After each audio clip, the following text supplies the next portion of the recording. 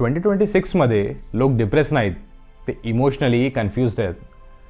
आजकाल सगळ्यांकडे पैसे आहेत, फोन आहे, सोशल मीडियावर फेक स्माईल आहे, पण आतून फ्रस्ट्रेशन आणि कन्फ्युजन. हाय, माझं नाव अनुराग आणि मी एक लाईफ कोच आहे. आपल्यातील बहुतांश लोकांना काय हवं आहे तेच कळत नाही आणि मग ते फ्रस्ट्रेशनमध्येच असतात. ते कॅपेबल असतात पण ॲक्शनच घेत नाही. रिलेशनशिपमध्ये असतात पण कनेक्शनच होत नाही.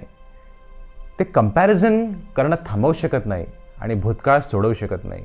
आणि सगळ्यात महत्त्वाचं, ते स्वतःपासनं डिस्कनेक्ट झालेत. प्रॉब्लेम लाईफमध्ये नाही आहे, प्रॉब्लेम असतो इमोशनल क्लिअरिटीमध्ये.